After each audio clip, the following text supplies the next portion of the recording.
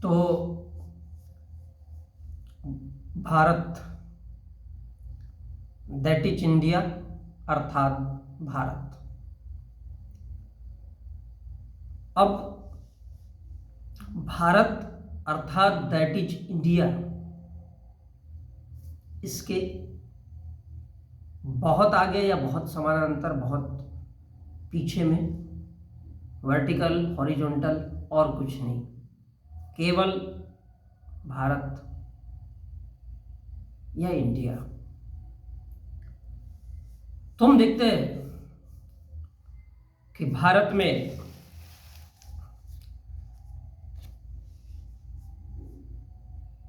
हम सारे के सारे, हम सब अर्थात भारत में जितने भी छोटे छोटे पंथ है, समुदाय है, समाज है, छोटे मोटे सभी प्रकार के वर्ग, ये सब, और भारत के उन तमाम धर्मों को मानने वाले, चाहे वो हिंदू हो, मुसलमान हो, सिख हो, ईसाई हो, जैन हो, पारसी हो, बौद्ध हो, वो सभी धर्मों को मानने वाले सभी अपने अपने लिए स्वतंत्र हैं और उन्हें बोलने की आज़ादी भारत का संविधान देता है। तो इस दृष्टिकोण से अगर हम सब सोचें तो फिर हमें ये समझना चाहिए कि हम इंसान हैं। इसलिए डॉक्टर अंबेडकर ने कहा था कि संविधान कितना भी अच्छा क्यों ना हो, अगर उसको चलाने वाले लोग सही नहीं है तो वो सच्चे अर्थों में संविधान नहीं हो सकता। तो ये चलाने वाले कौन लोग हैं? आज हमारे आज़ादी को 75 साल हो गए और इन 75 सालों में हमने क्या खोया और क्या पाया, इस बात का महत्व हमारे देश के लोगों को समझना चाहिए, सोचना चाहिए, इस पर चिंतन और विचार मंथन करना चाहिए। ये बहुत आवश्यक हो जाता है।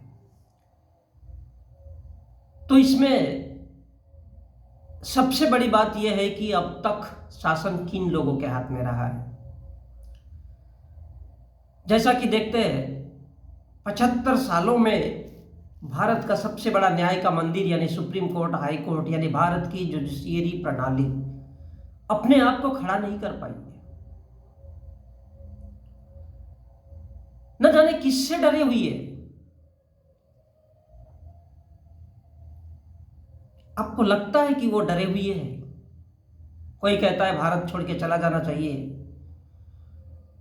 और पहली बार पिछले 2-4 सालों के बीच में 8-10 जज आए और इस देश को बताया कि भारत का लोकतंत्र खतरे में है। कितनी बड़ी शर्मनाक बात है।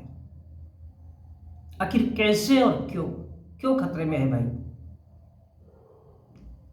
क्योंकि 75 सालों में सुप्रीम कोर्ट ने अपने उत्तरदायित्व का पालन नहीं किया, अपना कर्तव्य नहीं निभाया। यह अलग बात है कि आज वर्तमान में सत्ता बीजेपी और आरएसएस की है, नरेंद्र मोदी की है। इसका अर्थ यह कतई नहीं है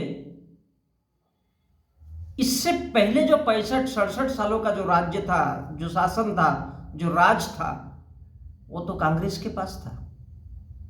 क्या उस वक्त आपको मजबूत नहीं कर सकते थे? जी नहीं।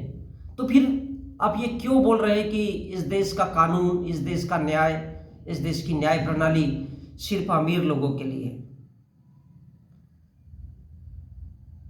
क्या ये घड़ियाली आंसू नहीं है आप लोगों के?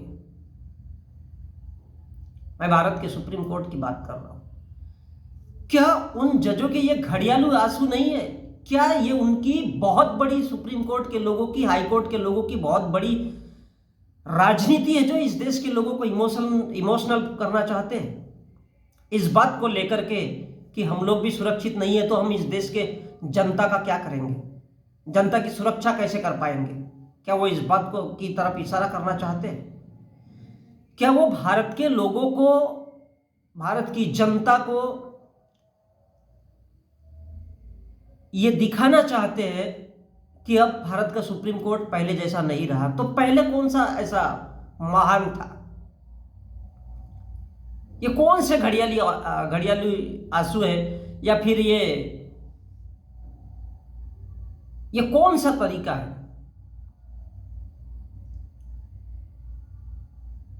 आज आजादी का जश्न भी मनाया गया, और आखिर हम उस आजादी के जश्न में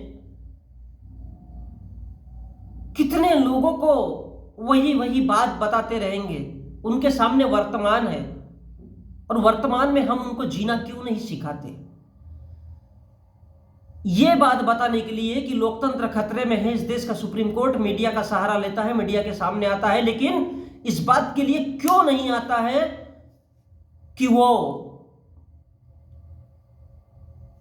भारत के संविधान का एक एक आर्टिकल, उसकी प्रस्तावना, उसकी उद्देश्य या उसकी उद्देशिका, यह बताने के लिए वो क्यों नहीं आता है? क्या ये जुडिशरी सिस्टम का फेलर होना है, या फिर वो इस देश के लोगों को सिर्फ गुमराह करने के लिए, मिसगाइड करने के लिए ये घड़ियाली आंसू दिखा रहे हैं, ताकि भारत की जनता इमोशनल हो जाए और भारत के सुप्रीम कोर्ट के प्रति उनका रवैया नरम हो जाए और उसे महान समझे? ये किस बात का संकेत है?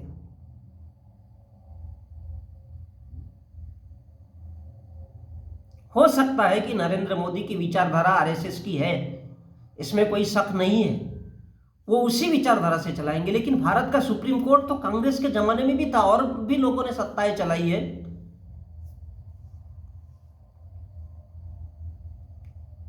तब क्या वो सामने आकर के इस देश की मीडिया में, इस देश के अखबारों पर ये बात नहीं कह सकते थे? जी नहीं। जिस प्रकार इस देश का प्रधानमंत्री नरेंद्र मोदी अपने वोटों की राजनीति के लिए जनता को इमोशनल करने के लिए रोता है, आंसू बहाता है, ठीक उसी प्रकार वही थ्योरी भारत के सुप्रीम कोर्ट और हाई कोर्ट के जज इस्तेमाल कर रहे हैं। किसके लिए? भारत की जनता को मिसगाइड करने के लिए, गुमराह करने के लिए। वो ये दिखाना चाहते हैं कि इस देश के जनता की हमदर्दी हमारे साथ है। क्यों? क्योंकि उन्होंने अपने कर्तव्य का पालन नहीं किया, उन्होंने कभी समझा ही नहीं, क्योंकि उनको भी पता है कि भारत की जो जनता है वो टुकड़ों टुकड़ों में बटी हुई है, कहीं जातियों में बटी हुई है, कहीं आरक्षण के नाम पर बटी हुई है। तो जब ये टुकड़ों में बटी हुई है, कहीं समाज के नाम पर बटी हुई है, तो ये जब इस देश के लोग टुकड़ों में बटे हुए हैं, तो ये एक कभी हो नहीं सकते और ये एक नहीं हो सकते। इसी का फायदा भारत के सुप्रीम कोर्ट ने भी उठाया, क्योंकि उसमें भी ब्राह्मण जज ही है, और वो ये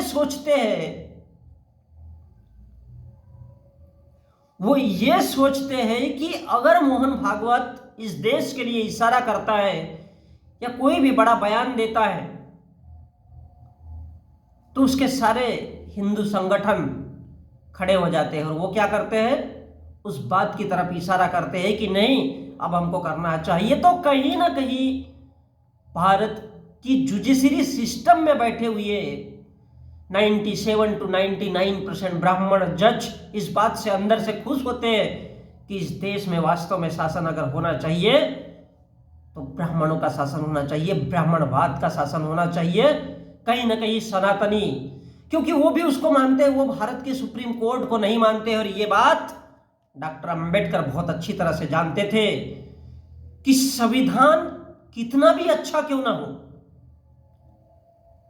उसको चलाने वाले लोग, अब उसमें सबसे मजबूत पाया या खंबा अगर है तो वो है भारत का सुप्रीम कोर्ट। इसलिए भारत के सुप्रीम कोर्ट का मैं सर्वप्रथम जिक्र कर रहा हूं।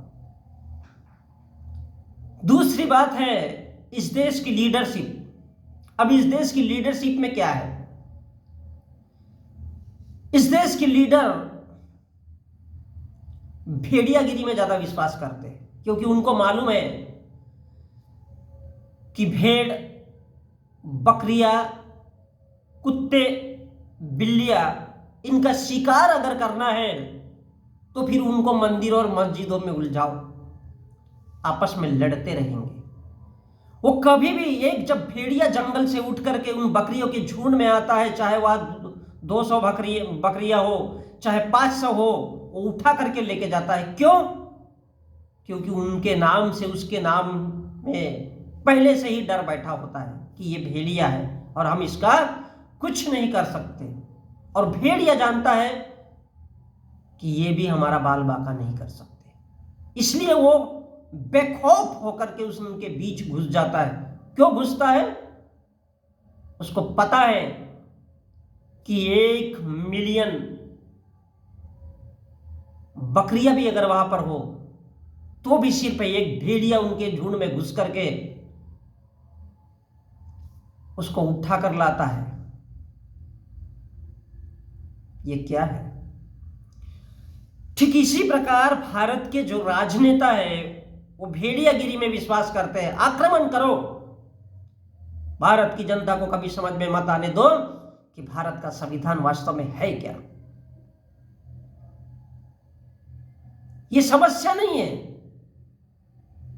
भारत के लोग, भारत की जो जनता है, वो सिर्फ मंदिर और मस्जिद के नाम पे, सिर्फ एक इशारा कर दो, घरों से तलवारें लेकर के खड़े हो जाएंगे,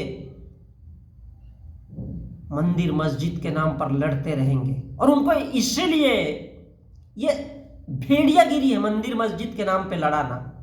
किसकी? भारत के राजनेताओं की। क्योंकि भारत के राजनेताओं के जो आका है और उनके माँ बाप है वो आरएसएस और भारत के हिंदू संगठन है, जो इस देश की जनता को इंसान कभी नहीं बनने देना चाहते और वो बन भी नहीं सकते इंसान। और इसलिए डॉक्टर अंबेडकर ने एक दूरदृष्टि से होते हुए कहा था कि उसको चलाने वाले लोग ही अगर भेड़िया की प्रजाति के हो और शेरों की प्रजाति के हो, जो खुद को ही ताकतवर समझे, तो उस देश की जनता का भला कैसे हो सकता है? उस देश की जनता का भला कैसे हो सकता है? कैसे लोगों को गुमराह करके उनके ऊपर राज किया जाता है? और इसलिए इस देश के नेता ढोंग, पाखंड, अंधविश्वास, सारी की सारी चीजें जो मनुष्य के खिलाफ होती है, जो इंसान को इंसान से जानवर बनाती है, उन चीजों का प्रचार इस देश की जनता के साथ करते हैं। क्यों? क्योंकि उनको पता है कि लाखों, मिलियन अगर भेड़ हो या बकरियां हो तो भी एक शेर का मुकाबला नहीं कर सकते।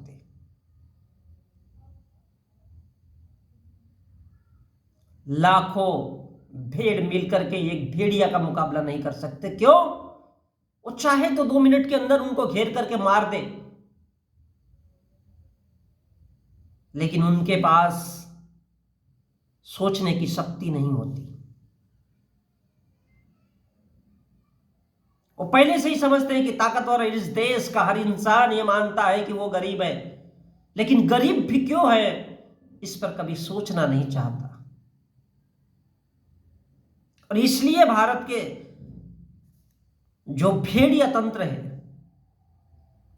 कोर्ट, लीडरशिप, शासन और प्रशासन, सब अपने अपने परिवारों के लिए जिंदा रहते हैं, अपने अपने परिवारों को पालने के लिए बैठे हैं, सिर्फ अपने घरों को, अपने परिवारों को पालने के लिए सिर्फ जिंदा रहना चाहते हैं। और एक दिन अमीर बन करके इस दुनिया से विदा हो जाते हैं और वो कभी भी इस बात की तरफ ध्यान नहीं देते कि सच में भारत में भारत का संविधान है जो ये कहता है कि भारत दैट इज इंडिया। तो गौर करना होगा कि ये इंडिया क्या है और ये भारत क्या है। मेरे देशवासियों,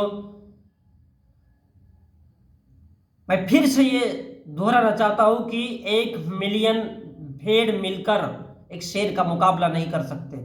वो चाहे तो बीच में घेर करके उसको मार सकते हैं, लेकिन उनके दिलों में पहले से ये बैठा हुआ है उनके दिमाग में कि ये शेर है और ये भेड़िया है, और यही भारत की लीडरशिप है, यही भारत की नेतागिरी है।